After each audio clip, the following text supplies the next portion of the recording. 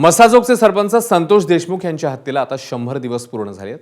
हत्या प्रकरणात आतापर्यंत 7 जणांना अटक करण्यात आली आहे। मात्र एक आरोपी कृष्णा आंधळे अजूनही फरार आहे।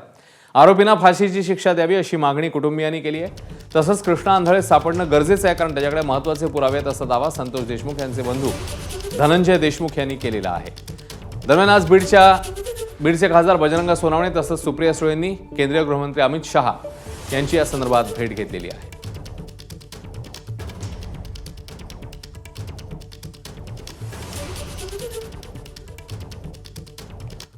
सरपंच संतोष देशमुखांच्या हत्येला 100 दिवस पूर्ण झालेत। मात्र आरोपी कृष्णा आंधळे फरार आहे, त्याचा ठाव ठिकाणा लागत नाहीये। तर बीड पोलिसांनी कृष्णा आंधळेबाबत उलगडा करावा, तसंच सर्व आरोपींना फाशीची शिक्षा द्यावी अशी मागणी संतोष देशमुख यांचे बंधू धनंजय देशमुख यांनी केलेली आहे। एका निष्पाप माणसाला यांनी संपवले, त्याचा तपास चांगला झाला पाहिजे। आणि त्यांच्या पुढे सुद्धा SP साहेबांपुढे सुद्धा एक आव्हान होतं आणि त्या आव्हानामुळे त्यांना देखील एक प्रामाणिक काम करणं होतं। परंतु आम्ही प्रचंड या गोष्टीमध्ये आशावादी आहोत कुठल्या की या लोकांना जोपर्यंत फाशी होत नाही तोपर्यंत हे सगळं काम एकदम चोख झालंय असं आम्ही तरी म्हणणार नाही। परंतु एक मात्र नक्की म्हणू, ज्याला त्याला जी ती भूमिका होती त्यांनी चोख काम केलंय। सरपंच हत्या प्रकरणाचा घटनाक्रम नेमका काय सांगतो, नजर टाकूया। 6 डिसेंबरला दुपारी 12:30 वाजता आवाजा कंपनीत अशोक घुले, सुदर्शन घुले, प्रतीक घुले यांनी शिवीगाळ आणि मारहाण केली। 9 डिसेंबरला सरपंच संतोष देशमुख यांचं अपहरण करून त्यांची हत्या झाली। केजमध्ये 6 जणांवर गुन्हा दाखल झाला। तर 11 डिसेंबरला आरोपी प्रतीक घुलेला रांजणगावमधनं अटक झाली।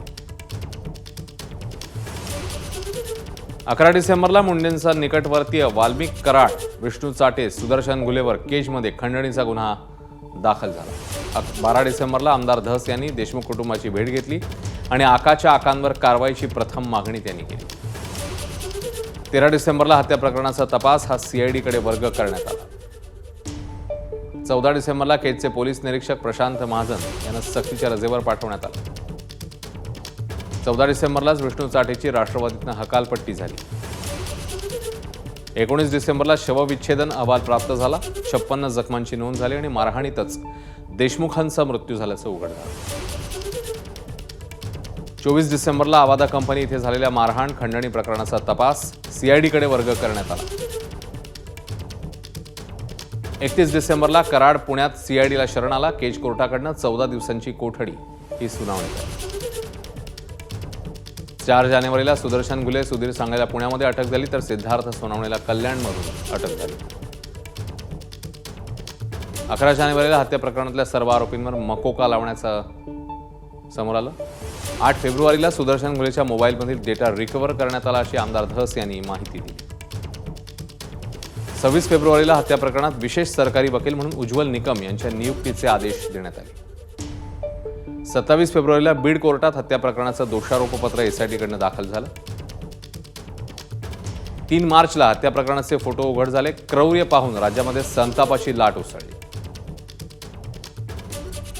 4 मार्चला धनंजय मुंडे यांचा मंत्रिपदाचा राजीनामा।